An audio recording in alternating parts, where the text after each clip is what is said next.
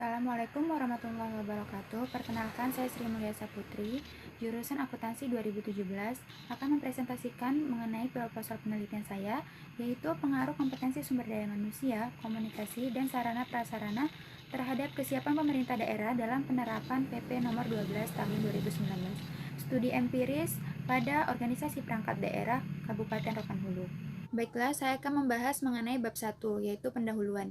Pertama, latar belakang masalah.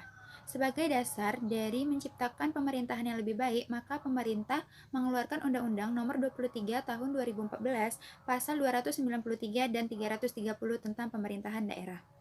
Menimbang hal tersebut, pemerintah merasa perlunya untuk mengeluarkan peraturan pemerintah mengenai pengelolaan keuangan daerah. Maka muncullah Peraturan Pemerintah Nomor 12 Tahun 2019 tentang pengelolaan keuangan daerah.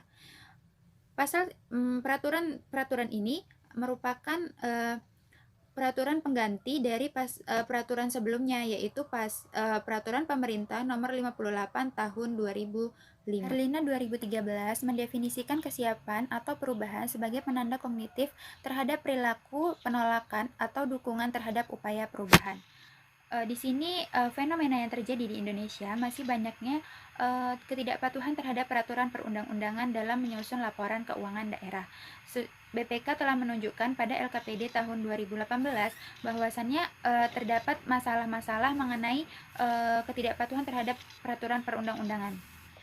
Kasus yang terkait mengenai penelitian ini adalah di Kabupaten Rokan Hulu adalah perjalanan Dinas 5 OPD yang bermasalah. Di sini BPK RI menemukan bahwasannya terdapat kerugian negara sebesar 248 juta rupiah. Sebenarnya Pemkab Rohul menganggarkan sebesar 64,52 miliar untuk 5 OPD yang dimaksud untuk melakukan perjalanan dinas dalam dan luar daerah. Akan tetapi yang terrealisasi hanya 82% dan yang tidak dapat dipertanggungjawabkan sebesar 8% atau sekitar 248 juta rupiah. Berdasarkan kasus tadi, maka dilihat bahwasannya sangat penting memperhatikan pemerintah daerah dalam penerapan pengelolaan keuangan daerah yang baik sesuai dengan peraturan perundang-undangan yang berlaku. Variabel dari penelitian ini terdapat dua variabel. Yang pertama variabel dependen, dan variabel dependennya adalah kesiapan pemerintah daerah dalam penerapan PP nomor 12 tahun 2019. Sedangkan variabel independen terdapat tiga variabel. Yang pertama adalah kompetensi sumber daya manusia, yang kedua adalah komunikasi, sedangkan yang ketiga sarana dan prasarana. Jurnal acuan yang diambil oleh peneliti adalah jurnal dari Alphonsus Jontong, Nurholis, dan Rohidin tahun 2018 tentang faktor-faktor yang mempengaruhi kesiapan pemerintah daerah dalam penerapan SAP berbasis akrual dalam pemerintahan daerah. Di sini perbedaan penelitian yang dilakukan oleh Nurholis dengan peneliti adalah pertama pada tahun penelitian. Alphonsus Jontong meneliti pada tahun 2018, sedangkan peneliti pada tahun 2020 sampai dengan selesai. Yang kedua adalah pada variabel penelitian. Di sini peneliti mengganti satu variabel dari penelitian sebelumnya, yaitu komitmen organisasi menjadi komunikasi. Perbedaan yang ketiga pada lokasi penelitian. Peneliti Alphonsus meneliti pada Kabupaten Manggarai, Provinsi Nusa Tenggara Timur, sedangkan peneliti melakukan penelitian pada organisasi perangkat daerah Kabupaten Rokan Hulu, Provinsi Riau. Rumusan masalah dari penelitian ini adalah yang pertama, apakah kompetensi sumber daya manusia berpengaruh terhadap kesiapan pemerintah daerah dalam penerapan PP nomor 12 tahun 2019. Yang kedua adalah apakah komunikasi berpengaruh terhadap kesiapan pemerintah daerah dalam penerapan PP nomor 12 tahun 2019. Yang ketiga adalah apakah sarana prasarana berpengaruh terhadap kesiapan pemerintah daerah dalam penerapan PP nomor 12 tahun 2019. Tujuan penelitian ini yang pertama adalah untuk menganalisis pengaruh kompetensi sumber daya manusia terhadap kesiapan pemerintah daerah dalam penerapan PP nomor 12 tahun 2019. Yang kedua adalah untuk menganalisis pengaruh komunikasi terhadap kesiapan pemerintah daerah dalam penerapan PP nomor 12 tahun 2019.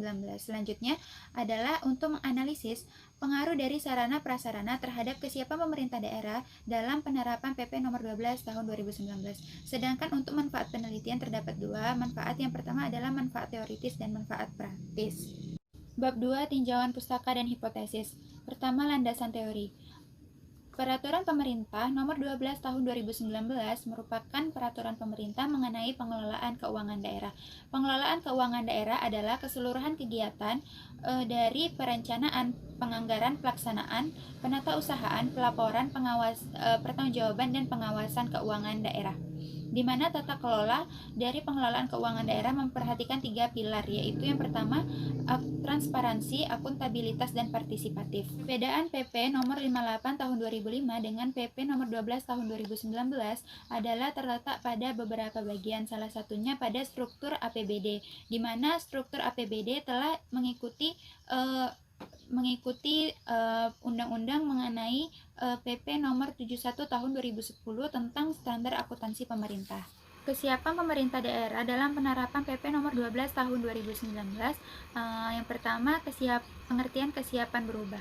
Menurut ARA 2014, kesiapan untuk berubah adalah sikap komprehensif mempengaruhi secara berkelanjutan oleh isi, proses, konteks, dan individu secara kolektif merefleksikan keluasan terhadap individu atau sekumpulan individu sebagai kenaikan secara kognitif dan secara emosional untuk menerima, menyetujui, dan mengadopsi sebuah rencana khusus yang bermaksud untuk mengubah status quo. Menurut Herlina 2013, kompetensi sumber daya manusia adalah kompetensi yang berhubungan dengan pengetahuan, keterampilan, kemampuan, dan karakteristik kepribadian yang mempengaruhi secara langsung terhadap kinerjanya. Pengertian komunikasi menurut Suryanto 2015 adalah proses yang di dalamnya semua berpartisipasi atau pihak-pihak yang berkomunikasi saling menciptakan, membagi, menyampaikan, dan bertukar informasi antara satu dan lainnya dalam rangka mencapai pengertian bersama.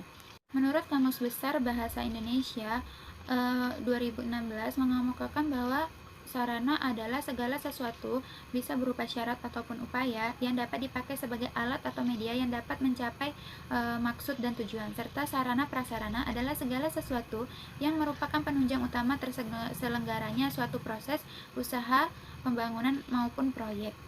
Bab 3. Metode penelitian. Pertama, lokasi dan waktu penelitian. Lokasi penelitian ini bertempat pada Kabupaten Rokan Hulu, lalu waktu penelitian pada tahun 2020. Selanjutnya, populasi dan sampel. Populasi dalam penelitian ini adalah seluruh organisasi perangkat daerah yang berada di Kabupaten Rokan Hulu. Selanjutnya, teknik pengumpulan sampel. Teknik pengumpulan sampel dalam penelitian ini adalah menggunakan sampling jenuh, di mana hal ini dilakukan untuk ketika populasi yang ada sangat kecil, relatif kecil atau kurang dari 30, atau peneliti ingin mengeneralisasi dalam mengurangi kesalahan, meminimalkan kesalahan. Selanjutnya, maka sampel dalam penelitian ini adalah seluruh organisasi perangkat daerah yang berada di Rokan Hulu. Jenis dan sumber data.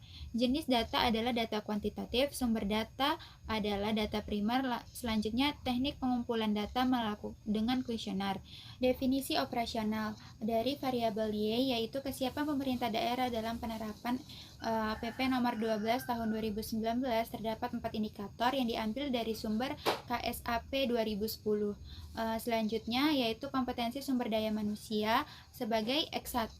Di sini ada 3 indikator yang bersumber dari Edison et al. 2016. Selanjutnya, komunikasi sebagai X2. Terdapat 3 indikator juga yang bersumber dari Hetty Herlina 2013. Dan selanjutnya, sarana prasarana X3. Di sini terdapat 6 indikator yang berasal dari atau bersumber dari Riri Setiawati Kusuma 2013. Skala yang digunakan dalam penelitian ini adalah skala Likert. Skala Likert 1 sampai 5 yang menunjukkan tingkat setuju maupun ketidaksetujuan dari responden. Metode analisa data yang pertama yang digunakan statistik deskriptif. Selanjutnya, pengujian kualitas data dibagi menjadi 2, uji validitas dan uji reliabilitas. Selanjutnya, uji asumsi klasik. Yang pertama ada uji normalitas, multikolineritas, selanjutnya heterokedasitas. Yang terakhir adalah uji autokorelasi. Untuk uji hipotesis digunakan uji T, dan selanjutnya ada analisis regresi berganda. Yang terakhir adalah koefisien determinasi. Dan presentasi mengenai proposal saya. Terima kasih kepada dosen-dosen penguji yang telah melihat video presentasi saya.